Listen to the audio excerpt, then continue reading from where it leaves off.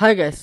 రీసెంట్‌గా న్యూస్ మీ అందరూ చూసే ఉంటారు. అదే వైజాగ్‌కి డేటా సెంటర్ వచ్చేసింది గూగుల్ నుంచి అని చెప్పేసి. ఈ న్యూస్ ఆంధ్రాలో ఉంటున్న ప్రతి వాళ్ళకి, అలాగే తెలుగు మాట్లాడే ప్రతి ఒక్కళ్ళకి కూడా ఒక మంచి న్యూస్ అని చెప్పొచ్చు. ఎందుకంటే రీసెంట్‌గా ఫార్మ్ అయిన స్టేట్ ఇన్వెస్ట్‌మెంట్స్ రావట్లేదని చూస్తున్న వాళ్ళకి ఇదొక ఇన్వెస్ట్‌మెంట్ మనకు కనిపించింది. కానీ ఇక్కడ అందరికి కూడా ఒక డౌట్. డెవలప్‌మెంట్ సెంటర్ పెడితే బావుండు. డేటా సెంటర్ ఎందుకు? డేటా సెంటర్ పెట్టడం వల్ల వైజాగ్ చాలా లూజ్ అవబోతుందని చెప్పేసి న్యూట్రల్‌గా గాని, పొలిటికల్ పరంగా ఉన్నా గాని అందరికీ డౌట్ అయితే ఉంది ఖచ్చితంగా. అంటే న్యూట్రల్ వాళ్ళు గాని, పొలిటికల్ గా ఉన్న వాళ్ళు గాని వైజాగ్ లో డేటా సెంటర్ పెట్టడం వల్ల వాటర్ పొల్యూషన్ అవుతుందా, లేకపోతే వాటర్ స్కేర్సిటీ వస్తుందా, అది కాకపోతే ఒకవేళ జాబ్స్ చాలా తక్కువ జనరేట్ అయ్యే అవకాశం ఉంది కదా డేటా సెంటర్ నుంచి. అంటే 300 లేకపోతే 500 జాబ్స్ క్రియేట్ అయ్యే అవకాశం ఉంది. లక్షల కొద్ది ఇన్వెస్ట్మెంట్ మాత్రమే వస్తుంది కానీ దాని నుంచి వచ్చే ప్రయోజనాలు ఎక్కువ లేవు అని చెప్పేసి అందరూ కూడా ఒకటే క్వశ్చన్. ఈవెన్ నాకు కూడా చాలా క్వశ్చన్ ఉంది. అందుకనే ఆ క్వశ్చన్ ఆన్సర్ నేను ఎక్కడి నుంచి తెచ్చుకోవాలని ఆలోచిస్తే రీసెర్చ్ చేస్తే మనకి ఆ ఆన్సర్ దొరికేస్తుంది. ఎందుకంటే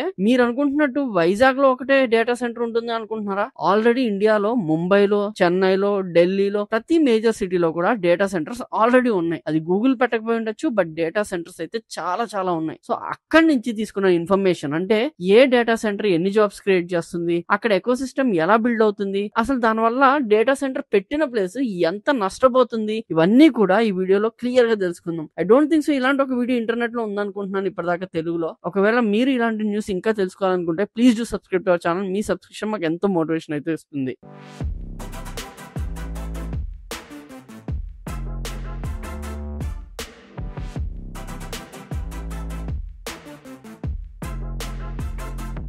first let's talk about the advantages. చూడండి, 2025 లో మన data centre market value nearly 10.1 billion. Experts అంటున్నారు ఏంటి అంటే 2030కి ఇది డబుల్ అయి 21.8 బిలియన్ చేరుకుంటుంది అని చెప్పేసి. కెపాసిటీ విషయానికి వస్తే 2019 లో మనకి జస్ట్ 350 మెగావాట్ కెపాసిటీ ఉండేది. 2024కి అది 1030 మెగావాట్ కి పెరిగింది. And by the end of 2025 we're expected to cross 2000 megawatt. That's just insane growth. ఈ గ్రోత్ కి మెయిన్ రీజన్ మన డిజిటల్ కన్సంప్షన్. మన కంట్రీలో ఇంటర్నెట్ యూజర్స్ పెరుగుతున్నారు, 5G ఉంటుంది, అండ్ ప్రతి ఒక్కరు క్లౌడ్ సర్వీసెస్ వాడుతున్నారు. Added to this, government policies like data localisation, Indian users data ఇండియాలోనే స్టోర్ చేయాలి అనే రూల్ చాలా హెల్ప్ చేసింది. అఫ్ కోర్స్ ఇంత పెద్ద ఇండస్ట్రీ అంటే నెక్స్ట్ వచ్చే question jobs. Data centers create 2 types of jobs, direct jobs and indirect jobs. Direct jobs అంటే IT engineers, cloud specialist, cyber security experts, operation managers. Indirect jobs అంటే construction workers, security staff, logistics and even catering services. ఒక చిన్న example చెప్తాను. ప్రతి 1 megawatt data center కెపాసిటీకి an average గా 100 నుంచి 200 direct technical jobs and 300 నుంచి 400 నాన్ టెక్నికల్ జాబ్స్ జనరేట్ అవుతాయని చెప్పేసి ఇమాజిన్ ద స్కేల్ ఇప్పుడు. అండ్ ఇలాంటి మ్యాసివ్ జాబ్ ఆపర్చునిటీస్ గురించి, ఐటీ సెక్టర్ లో వచ్చే లేటెస్ట్ అప్డేట్స్ గురించి మీకు క్విక్ గా తెలియాలి అంటే, ఆ కంపెనీస్ పోస్ట్ చేసిన వెంటనే మీకు నోటిఫికేషన్ రావాలి అంటే మన ఛానల్ కి ముందు సబ్స్క్రైబ్ అయితే చేసేయండి. ఇంకా ఈ సెక్టర్ వల్ల ఫారిన్ డైరెక్ట్ ఇన్వెస్ట్మెంట్స్ ఎవ్డే వరదలాగా పారుతుంది. Amazon web services, AWS, Microsoft Azure, Google cloud, వీళ్ళందరూ బిలియన్స్ ఆఫ్ డాలర్స్ ఇన్వెస్ట్ చేసి మన కంట్రీలో వాళ్ళ ఫెసిలిటీస్ బిల్డ్ చేస్తున్నారు. This brings in money, technology and global standards to our country. ఈ data centers effect just jobs and ఎకనామికే కాదు, it's completely changing our real estate and infrastructure landscape. Once upon a time investors కి real estate అంటే residential are commercial buildings, but ఇప్పుడు data centres are prime real estate assets class అన్నమాట.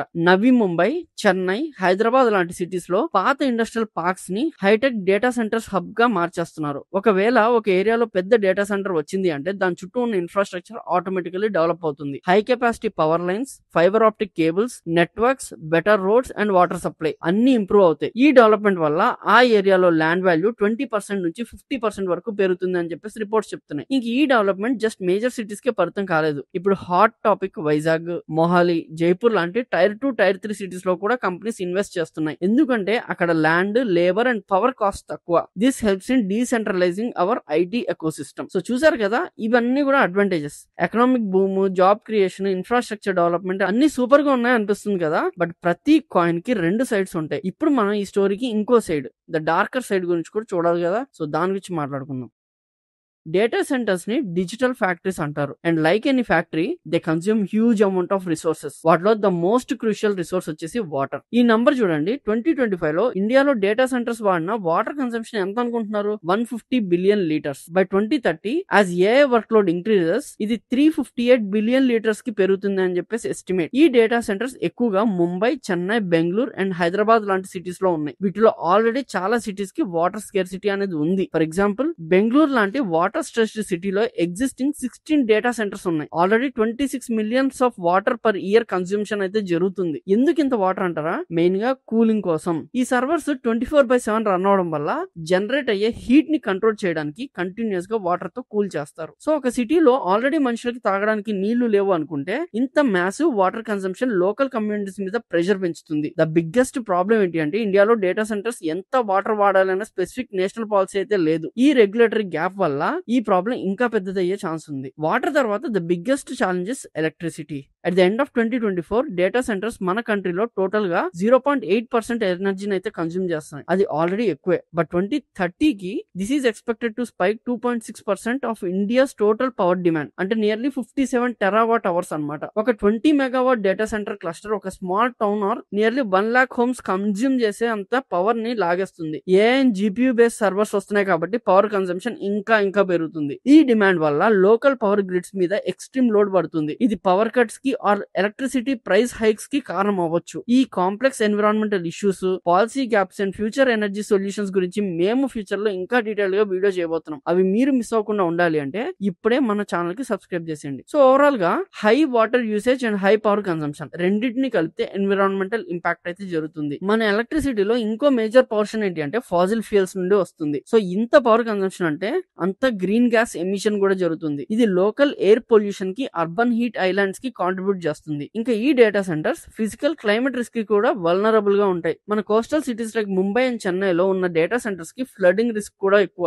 Delhi NCR లాంటి చోట్ల extreme heat waves risk ఉంది. అయితే companies ఏం చేయట్లేదా అంటే చేస్తున్నాయి. చాలా new data centers solar power వాడుతున్నాయి. రీసైకిల్డ్ వాటర్ తో కూలింగ్ సిస్టమ్ డిజైన్ చేస్తుంది. మైక్రోసాఫ్ట్ లాంటి కంపెనీస్ వాటర్ పాజిటివ్ అవడానికి ట్రై చేస్తున్నాయి. అంటే వాళ్ళు కన్స్యూమ్ చేసే కంటే ఎక్కువ వాటర్ ని రిప్లెనిష్ చేస్తున్నాయి అన్నమాట. బట్ ఈ ఎఫర్ట్స్ అన్ని యూనివర్సల్ గా అడాప్ట్ చేయడానికి ఇంకా టైం పడుతుంది. మరి ఇప్పుడు వైజాగ్ లో వస్తున్న డేటా సెంటర్ వల్ల లాభం ఏంటి, నష్టం ఏంటి, ఈ రెండు కూడా నేను ఇక్కడ చెప్పడం అనేది జరిగింది. దీని వల్ల ఏం జరుగుతుంది అంటే మీరు ఒక ఎకో సిస్టమ్ ని బిల్డ్ చేస్తున్నారు. అంటే ఇప్పుడు వైజాగ్ కి లేకపోతే ఆంధ్రప్రదేశ్ కి ఇప్పటిదాకా ఎటువంటి సంస్థ కూడా రాలేదు. కానీ ఒకటి వచ్చింది, అది Google AI gigawatt data centre. ఆ డేటా సెంటర్ వల్ల లాభమా నష్టమా పక్కన పెడితే ఇది ఆంధ్రప్రదేశ్ కి ఒక పర్ఫెక్ట్ స్టార్ట్ అని అయితే నేను అనుకుంటున్నాను. జరిగేవన్నీ కరెక్ట్ గా జరిగితే ఇండైరెక్ట్ జాబ్స్ క్రియేషన్ జరుగుతాయి. మీరు ఫర్ ఎగ్జాంపుల్ చూస్తే ముంబైలో కూడా డేటా సెంటర్స్ అనేవి ఉన్నాయి. ఆ డేటా సెంటర్స్ చుట్టూ ఎన్నో కంపెనీస్ అనేవి వెలుసుకుంటూ వచ్చాయి. ఎందుకంటే కంపెనీస్ ఎప్పుడు కూడా డేటాతోనే వర్క్ చేస్తాయి. ఆ డేటా అనేది డేటా సెంటర్స్ దగ్గర నుంచి కంపెనీస్ కి ఎంత ఫాస్ట్ గా ట్రాన్స్మిట్ అవుతాయో అదే కంపెనీస్ కి కావాల్సిందంటే ఫాస్టర్ ట్రాన్స్మిషన్ అనమాట. సో అందుకని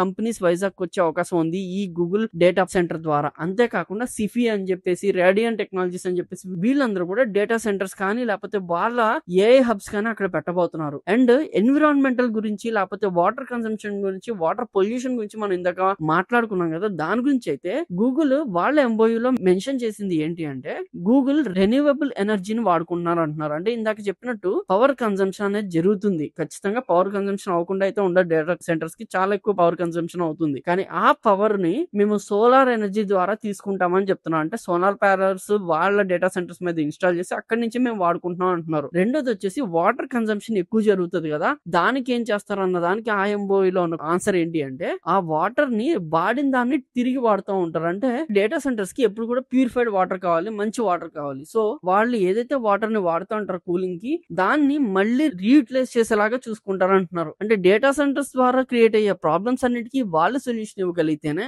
అప్పుడు డేటా సెంటర్స్ అక్కడ హ్యాపీగా రన్ అవ్వగలవు. అండ్ అంతేకాకుండా ఆ చుట్టుపక్కల కొత్త కంపెనీస్ రాగలవు. ఇప్పుడు రీసెంట్ గా ఈ డేటా సెంటర్ రావడం వల్ల ఒక బూమ్ అయితే వస్తుంది. ఎందుకంటే ముంబైలో ఆల్మోస్ట్ చాలా వరకు వరకు ముంబైలోనే ఎక్కువ డేటా సెంటర్స్ ఉన్నాయి. అండ్ ముంబై చుట్టూ ఖచ్చితంగా ఉన్న కంపెనీస్ ఏంటి అంటే ఎకనామిక్ రిలేటెడ్ అంటే ఫిన్టెక్ కంపెనీస్ అన్నమాట. ఫిన్టెక్ కంపెనీస్ కి డేటా అనేది చాలా అవసరం. ఎందుకంటే ఆ డేటా ఫ్లో గానీ డేటా ట్రాన్స్మిషన్ గానీ వాళ్ళకి మిల్లీ సెకండ్స్ జరిగిపోతుంటుంది. అంత ఫాస్ట్ గా డేటా ట్రాన్స్ఫర్ అవ్వాలి అంటే వాళ్ళ డేటా సెంటర్స్ చుట్టూ ఉంటేనే అవుతుంది. సో అందుకని ఫిన్టెక్ కంపెనీస్ వైజాగ్ వచ్చే అవకాశాలు చాలా ఎక్కువ ఉంటాయని చెప్పేసి మన గవర్నమెంట్ వాళ్ళు అంటున్నారు. సో ఇంకొక విషయం అంటే ఇప్పటిదాకా మనము అడ్వాంటేజెస్ డిసడ్వాంటేజెస్ డేటా సెంటర్ ని ఎలా రన్ చేస్తారని గూగుల్ వాళ్ళు అనుకుంటున్నారు, అది ఇవన్నీ చెప్పేసాం. కానీ ఇంకొక విషయం, మనది ఎడ్యుకేషన్ పేజ్. మనం ఎక్కడ కూడా ఈ గవర్నమెంట్ అలాగా ఆ గవర్నమెంట్ ఇలాగా అని పేర్లు కూడా ఎప్పుడు తీసుకున్నది లేదు. కాబట్టి ఇక్కడ నేను చెప్పాలనుకుంది ఏంటి అంటే, మీరు న్యూస్ చూసినట్లయితే పాస్ట్ గవర్నమెంట్ అదానితో గానీ లేకపోతే గూగుల్ తో గానీ మేము ఆల్రెడీ డిస్కస్ చేస్తాం, అదే అదాని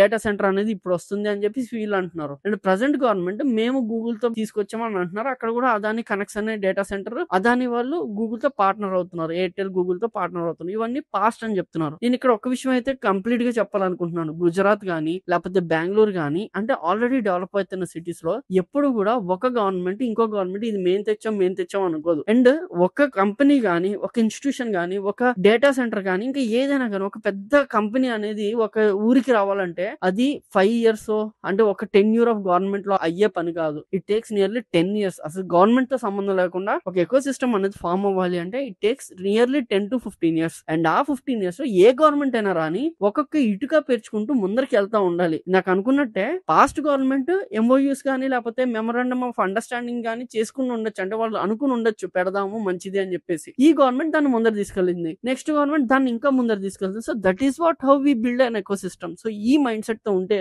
మన ఆంధ్రప్రదేశ్ ఇంకా ముందరికి వెళ్తూనే ఉంటుంది, ఇంకా ఆగే ప్రసక్తి కూడా ఉండదు. సో నేను పొలిటికల్ గా నేను ఏది ఇది కరెక్ట్ అది రాంగ్ అని చెప్పట్లేదు. But both the governments did a great job. వాళ్ళు ఆ టర్మ్ లో చేయాల్సింది చేశారు, ఈ టర్మ్ లో అది ఫైనలైజ్ అయింది. నెక్స్ట్ టర్మ్ లో మేబీ ఇంకొక స్టెప్ ముందరికి వెళ్ళొచ్చు. అంతేగాని ఆ స్టెప్ ఎక్కడ వెనక్కి వెళ్లకుండా చూసుకోవడం అనేది ఇంపార్టెంట్ అనేది నేను ఇక్కడ కన్క్లూజన్ లో చెప్పాలనుకుంటున్నాను. సో డేటా సెంటర్స్ ఏంటి, అక్కడ ఎంత పవర్ కన్సంప్షన్ కావాలి, అక్కడ ఎన్ని జాబ్స్ క్రియేట్ అవుతాయి, పాస్ట్ డేటా సెంటర్స్ లో ఏమేం జరుగుతుంది, అక్కడ ఎంత పవర్ కన్సంప్షన్ అయింది, అక్కడ ఏం జరిగింది, ఇవన్నీ కూడా ఈ వీడియో ద్వారా తెలుసుకున్నాం అనుకుంటాను. ఈ వీడియోలో మీకు కావాల్సిన ఇన్ఫర్మేషన్ అంతా వచ్చింది అనుకుంటున్నాను. ఇంకా ఇలాంటి మంచి వీడియోస్ నా దగ్గర నుంచి వస్తూనే ఉంటాయి. Until then please do subscribe to our channel and I'm Krishna signing off. జై హింద్.